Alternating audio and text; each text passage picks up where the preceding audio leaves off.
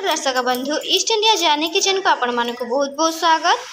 आज मैं आपण मानक नहीं आसी रथ यात्रार बहुत स्पेशल रेसिपी मालपुआ जहाँ 56 भोग मध्य गोटे जहाँ खाइबा को बहुत स्वादिष्ट होता है। बहुत कम समय बनी थाए, बहुत कम सामग्री लगी थाए। एबे देरी न करे चलते आम प्रस्तुत करनबा मालपुआ।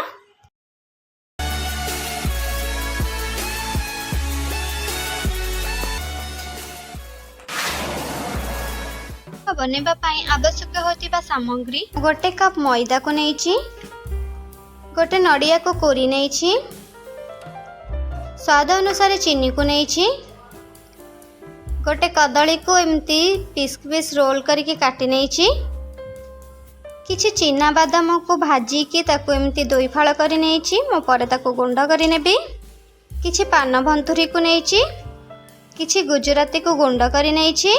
एबे चलंत आमे बैटर प्रस्तुत करिनबा। सेति पय म आगरु काटी रखिथिबा कदली को दे दबा।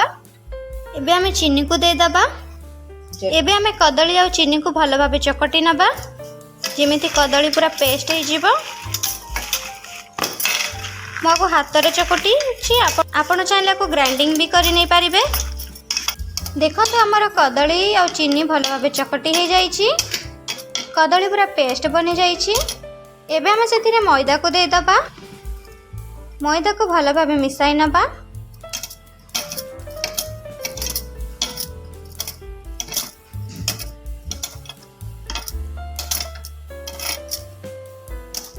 एबे हम सेतिरे क्षीर दे दबा। मो गोटे कप क्षीर नहीं छी, ताको भलो भाबे मैदा और कदली सब मिसाई नबा।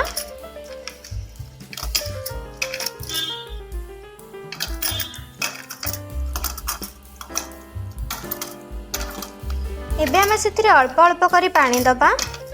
बैटर आमको जेतिकी दरकार सेतिकी अनुसार।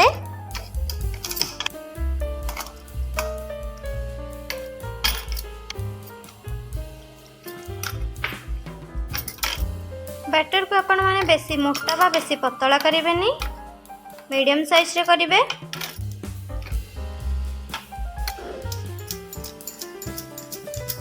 एमिति आमे बैटर को घोटी नबा पूरा पतला हवा पाई।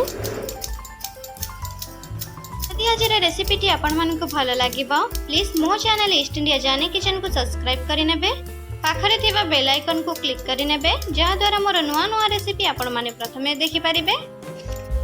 देखंतु हमर मालपुआ पाई बैटर प्रस्तुत होई गला। एतिकी रे आपण माने रखिबे, बेसी मोटा बा बेसी पतला करिवेनी। एबे हम सेथिरे दबा कोरी रखिथिबा नड़िया को ताको भलो भाबे गोलाई नबा। एबे हम सेथिरे दे दबा मु चीना बादाम को गुंड करी रखिथिली। एबे ताको दे दबा, देई ताको भलो भाबे मिसाई नबा। एबे हम सेथिरे दे दबा गोटे चमच पान मधुरी, गुंड करी रखिथिबा गुजराती गुंड को ताको हमें भलो भाबे गोलाई नबा।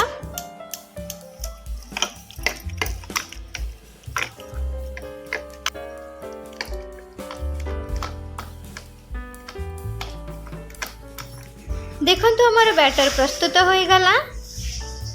एबे हमें ताको 5 मिनिट छाड़ी नबा। चलंत हमें चीनी सीरा प्रस्तुत करिबा। चीनी सीरा बनेबा पाई मो गोटे कप चीनी नउची। गोटे कप चीनी रे मु 1.5 कप पानी देबी।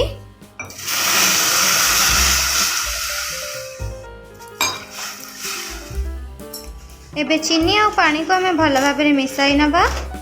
चीनी पानी सह भलो भाबे मिसी जिबा जाए। देखंतु हमर पानी सह चीनी मिसी गलानी। एबे हमें ताको देखि नबा हमर चीनी सीरा प्रस्तुत होई गलानी कि नहीं।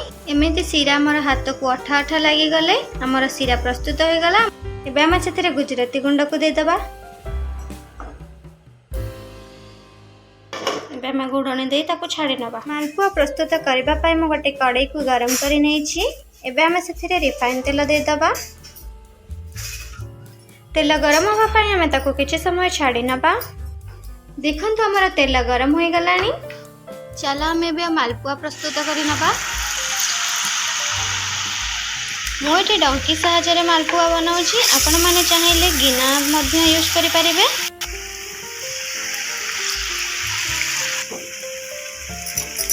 देखंतु हमर मालपुआ केते सुंदर देखा जाउची आ बहुत सुंदर फुलीची मध्य। एबे हम ताको आरपट साइड को उल्टाई नबा।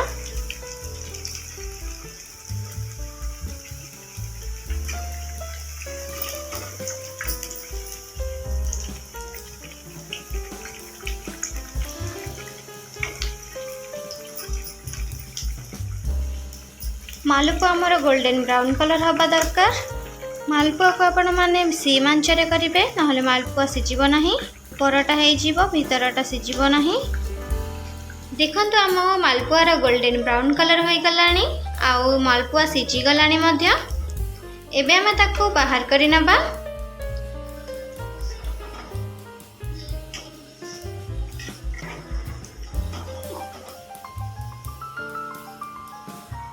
मालपुआ को चापी नेबे जेमती तार तेल सबू छाड़ी जीवो।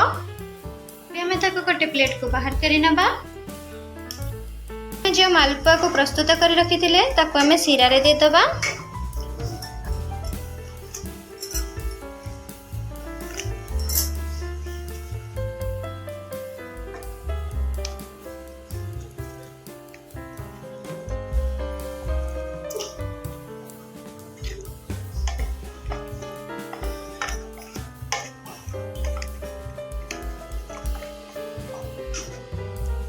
एमती करी आम ताको सिरा रे 5 मिनिट छाड़ी नबा घोड़नी देकी जेमिति मालपुआ सह सिरा भल भाव मिसीज आ खाइबा को बहुत टेस्टी लागिबो।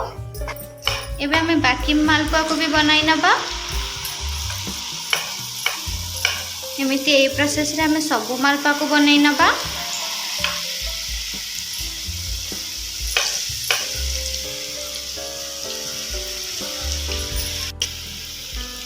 देखंतु मालपुआ हमर केते सुंदर भावे फुली जाउची।